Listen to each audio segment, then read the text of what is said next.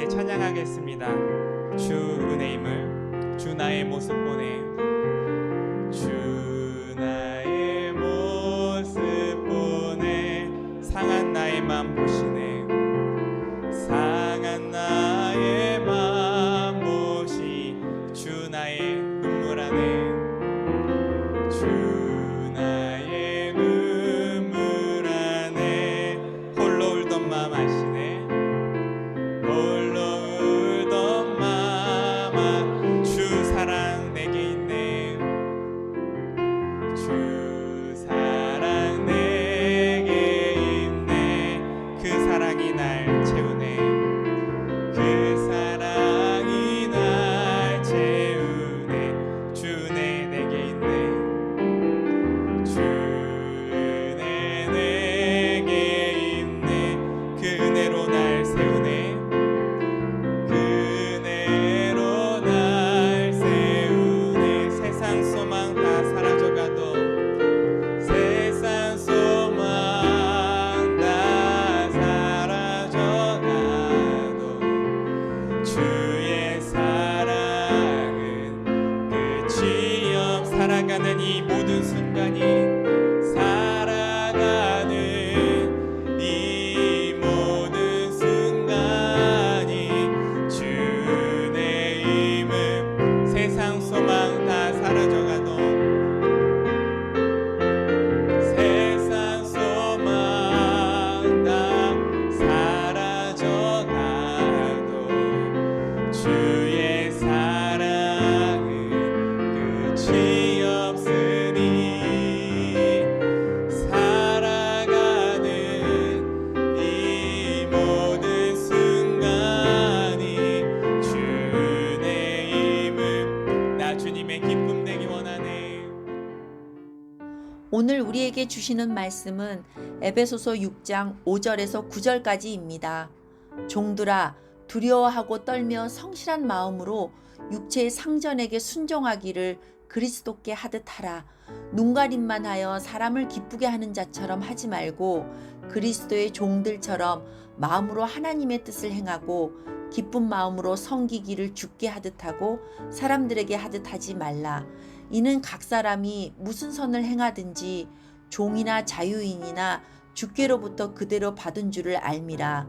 상전들아 너희도 그들에게 이와 같이 하고 위협을 그치라. 이는 그들과 너희의 상전이 하늘에 계시고 그에게는 사람을 외모로 취하는 일이 없는 줄 너희가 알미라. 아멘.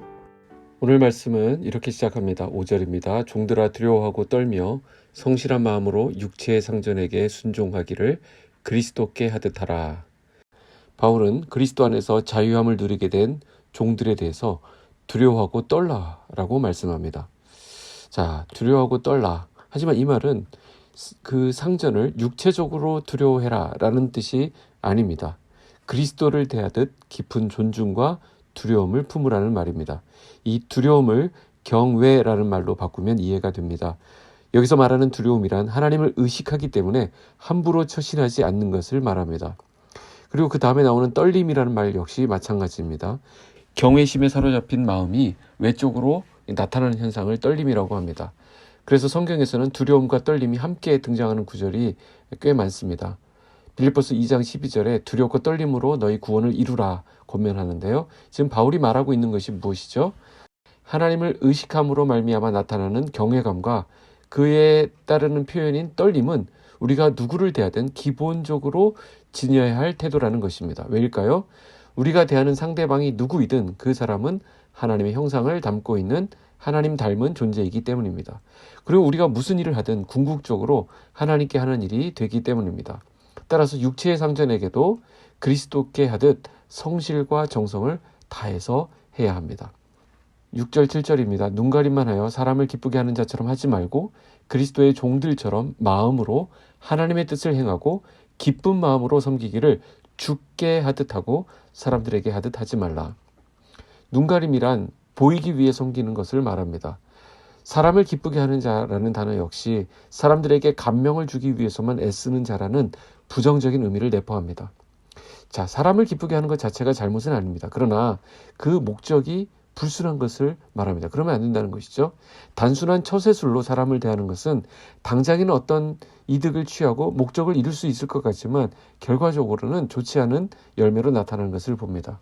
그래서 사람을 기쁘게 하는 사람의 종이 아닌 그리스도를 기쁘게 하는 그리스도의 종으로서 서로를 섬기라라는 말씀입니다. 오늘도 직장에 나가 직장 상사의 지시를 받아야 하는 우리 성도님들에게는 이게 참 어려운 말씀일 수 있습니다. 그러나 그 상사가 인격적으로 훌륭하거나 더 탁월하기 때문에 우리가 따르는 것이 아닙니다. 주님이 그 질서로 그것을 명하셨기 때문입니다. 그래서 우리는 죽게 하듯 해야 하는 것이죠. 그리스도 예수 안에서 새 사람을 입은 피조물은 그 존재 방식이 완전히 달라집니다. 이제는 예수 그리스도가 우리 모든 관계의 기준점이 되십니다. 그래서 종과 상전의 관계도 역시 그렇습니다. 이와 같은 그리스도 중심적인 근본적인 변화가 없으면 우리의 사랑은 단편적이 될 수밖에 없고 그냥 마지못해서 하는 억지로 하는 것일 수밖에 없습니다. 우리의 행동 원칙은 예수 그리스도께서 그리하셨듯이 그리고 그리스도께 하듯이 이렇게 정리가 됩니다.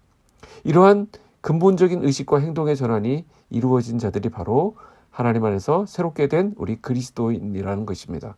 그리스도인은 어떤 상황에서든지 예수 그리스도를 그 중심에 두고 살아갑니다. 따라서 우리는 어떤 사람을 대하든지 그리스도께 하듯 하고 어떤 일을 하든지 그리스도께 하듯이 하는 것입니다. 그리고 더 나아가 어떤 사람을 대하든지 예수 그리스도께서 그 사람을 대하셨듯이 그 사람을 대하게 됩니다. 어떤 일을 하든지 그리스도께서 그 일을 하시는 것처럼 우리는 합니다. 그 이유는 분명합니다. 8절입니다. 이는 각 사람이 무슨 선을 행하든지 종이나 자유인이나 주께로부터 그대로 받을 줄을 알미라. 우리 그리스도인들이 선을 행하는 이유가 무엇입니까? 다른 사람들이 내게 그에 해당하는 어떤 보상을 해줄 것이라는 기대 때문이 아니라는 것입니다. 내게 상을 주시는 분이 누구시라고요? 주님이십니다. 하나님이십니다. 진정한 우리의 상전은 하나님이시라는 사실을 우리가 알고 있기 때문에 누구에게든 그 하나님 앞에서 선을 행하는 것입니다. 9절입니다. 상전들아, 이번엔 상전들에게 얘기합니다. 너희도 그들에게 이와 같이 하고 위협을 그치라. 이는 그들과 너희의 상전이 하늘에 계시고 그에게는 사람을 외모로 취하는 일이 없는 줄 너희가 알미라. 자, 이제 바울은 마지막 대상인 상전들에게 말을 하는데요. 너희도 그들에게 이와 같이 하라 라는 말씀은 앞에서 이야기했던 피차 복종하라 라는 말씀을 반영합니다. 종이 섬기는 것은 당연하게 생각할 수 있습니다. 그러나 이 상전들 역시 그 종들을 그리스도 대하듯 섬기라 라는 말씀을 하고 있는 것입니다. 굉장히 파격적인 선포이죠. 이것을 오늘날에 적용하자면 사업주는 노동자를 섬기고 노동자는 사업주를 섬기라, 피차 섬기라 라는 말이 되는 것입니다. 그리고 여기서 바울은 이 상전들에게 위협을 그치라 라고 말합니다. 상전은 종들에게 생존을 위한 경제적 근거를 제공하고 있기 때문에 그걸 가지고 위협하지 말라는 것입니다. 일을 시키고 그에 합당한 보상을 하지 않는 것 역시 노동자들에게는 큰 위협이 되기 때문입니다.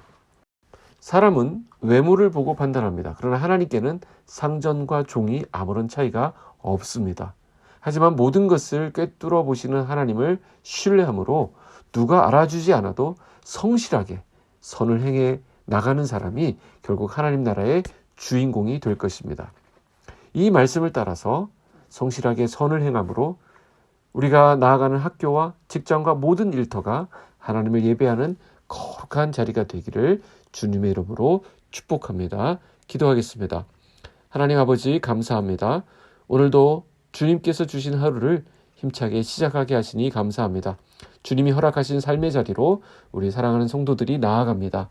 직장에 가고 학교에 가고 일터로 나아가고 가정주부로 하루를 살아갑니다. 오늘 선포된 이 말씀 그대로 그 모든 일을 주님께 하듯 하는 우리가 되게 하여 주시옵소서. 누가 보든 보지 않든 우리의 감독관은 하늘에 계신 하나님이심을 의식하게 하시고 성실함으로 선을 행하는 모든 빛소금 성도들 되게 하여 주시옵소서. 주님의 특별한 은혜와 돌보심을 구합니다.